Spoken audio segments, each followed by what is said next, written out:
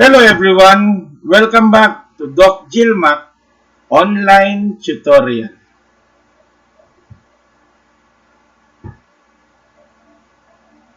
The topic I will be discussing for today is all about angles and their measures.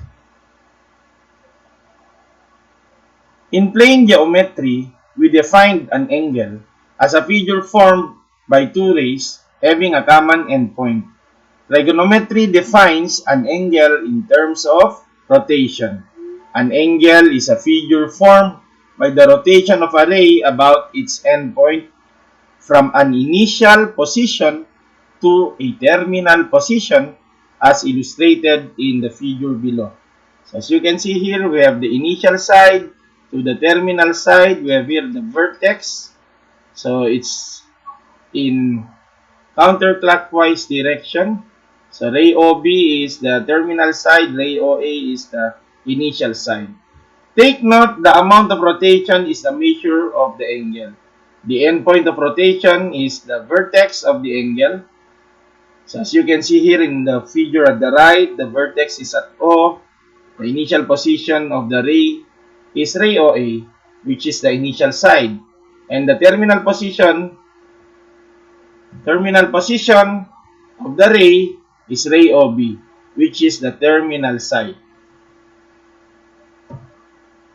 To draw a trigonometric angle, it is important to include an arrow curve from the initial side to the terminal side in order to show the direction of the rotation.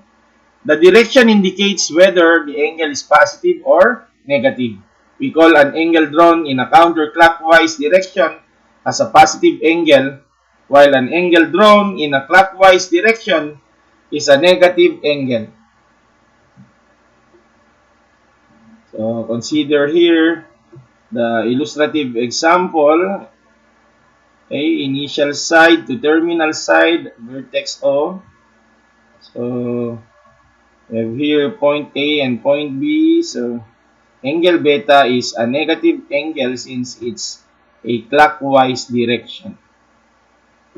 Then consider again this figure from initial side to terminal side. Okay, a vertex O. Okay, OA is the initial side, OB is the terminal side. So angle phi is in counterclockwise direction, so it's a positive angle. There are three standard methods of measuring an angle. One, revolution system. In this system, the number of rotations or the fractional part of rotation is counted from the initial side of an angle to its terminal side. One full rotation is equal to one revolution. Second, we have sexagesimal system. In this system, the basic unit is the degree. One full counterclockwise rotation is equal to 360. The degree is subdivided into 60 minutes, and each minute is divided into 60 seconds. So, as you can see here, one revolution is 360 degrees, 1 degree is 60 minutes, 1 minute is 60 seconds. Take note also, 1 degree is 1 over 360 revolution, and 1 degree is also equal to 3,600 seconds.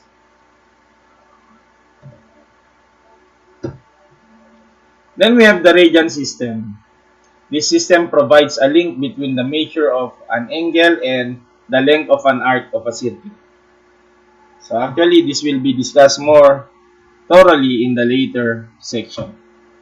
Let's have an example. Find the measure of the angles in revolutions and degrees for each given rotation. So 1/2 rotation is 1/2 revolution. 1/2 of 360 is 180 since it's a counterclockwise direction. So as you can see here in the given figure, it's a straight angle. So take note, angle AOB here is equal to 180 degrees. It's a straight angle actually. No? Two-third rotation clockwise.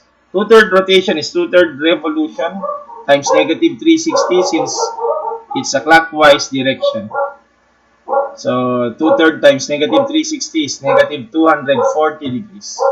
So, as you can see here in the given figure, it's a clockwise direction. So, we have negative 240 degrees. Okay. Angle AOB is negative 240 degrees. 8/5 rotation clockwise is equal to 1 and 3/5 revolution. So 1 times negative 360 plus 3/5 of negative 360 is just equal to negative 576 degrees. Or simply, you can just multiply negative 360 times 8, then divided by 5. So as you can see here in the given figure, okay, it's a clockwise direction. Angle AOB is negative 576.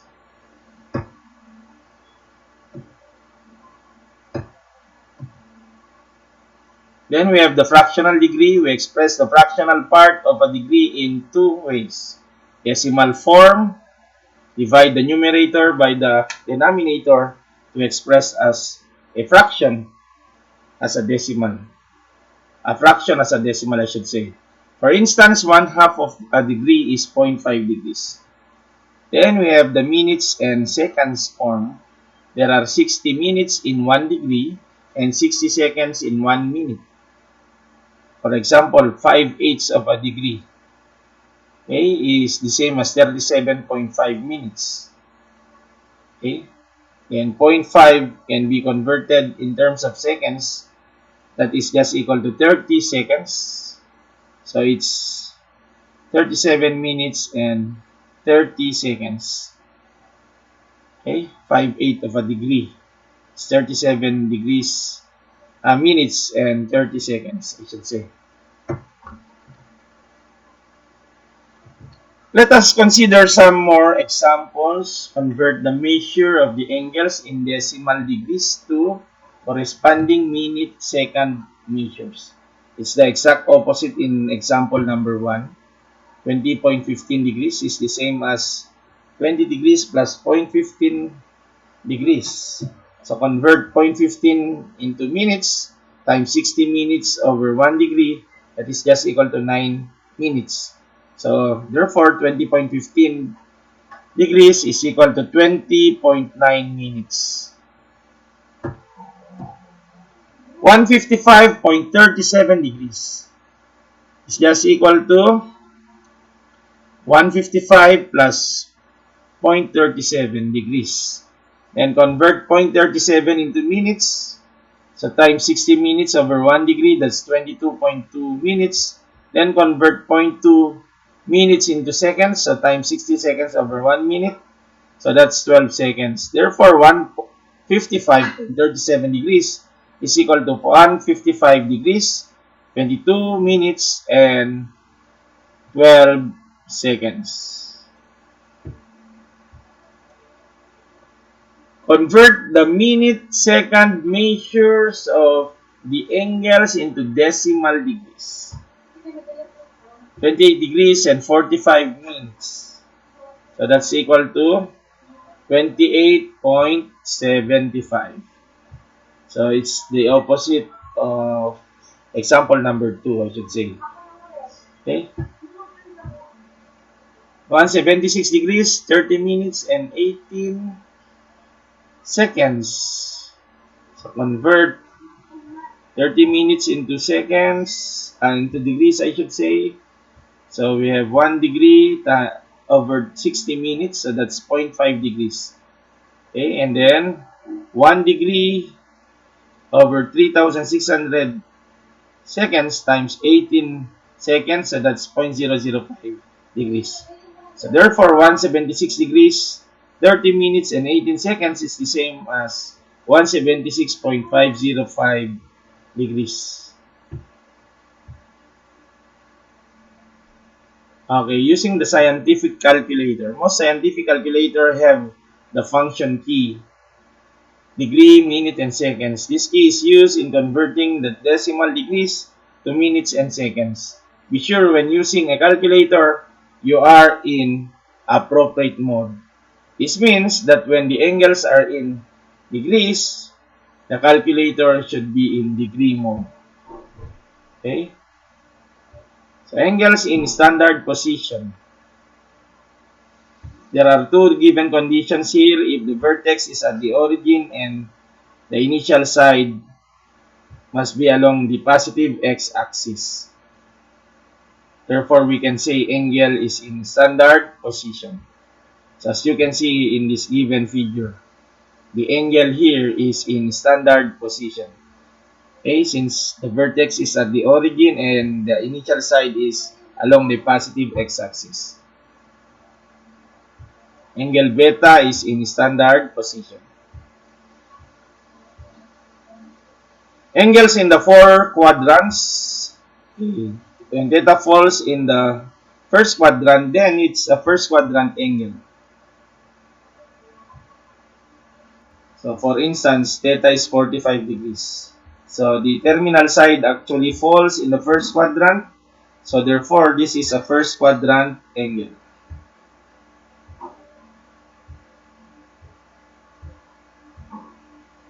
And theta falls in the second quadrant, so it's a second quadrant angle. Okay, supposing we have theta is 120 degrees. So the terminal side actually falls in the second quadrant. So it's a second quadrant angle. When theta falls in the third quadrant, then it's a third quadrant angle. For instance, we have here 210 degrees. So as you can see here in the given figure, the terminal side of the given angle falls in the third quadrant. So it's a third quadrant angle. When theta falls in the fourth quadrant, then it's a fourth quadrant angle. So as you can see here in the given figure, theta is 330 degrees. The terminal side actually falls in the fourth quadrant. So it's a fourth quadrant angle. Okay? Take note, if the terminal side of an angle lies in either x or y axis, the angle is a quadrantal angle. Example, 90 degrees, 180 degrees, 270 degrees, and 360 degrees. All of the terminal sides of these given angles lies in the x or y axis. So let's have an example. Practice drills, 1/4 of rotation, counterclockwise, it's 90 degrees. 5-6 rotations clockwise, so negative 300 degrees. 5-6 times negative 360. 3-half rotation, counterclockwise is 3-half revolution times 360, so we have 540 degrees. 2/9 rotations clockwise, 2/9 revolution, or that's negative 80 degrees. 7/12 rotations, 7/12 revolution, or that's negative 210 degrees since it's a clockwise direction. Convert each measure of an angle in decimal degree into the minute seconds form. 50.125, so that's 50 degrees, 7 minutes, and 30 seconds. 27.775 degrees, so that's 27 degrees, 46 minutes, and 30 seconds. 96.345 degrees, so that's 96 degrees, 20 minutes, and 42 seconds. Then convert each angle measure into decimal degree. Okay, round off your answers up to 4 decimal places, if possible. 15.45 or 15 degrees and 45 minutes is actually equal to 15.75 degrees. 89 degrees, 15 minutes, and 25 seconds is 89.2569 degrees. Then we have 11 to 15. Determine which quadrant does a given angle lies. 84 is a first quadrant angle. 258 is a third quadrant angle.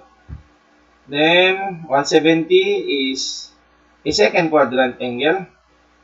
Then 341 is a fourth quadrant angle. And then we have here 270 degrees is a quadrantal angle.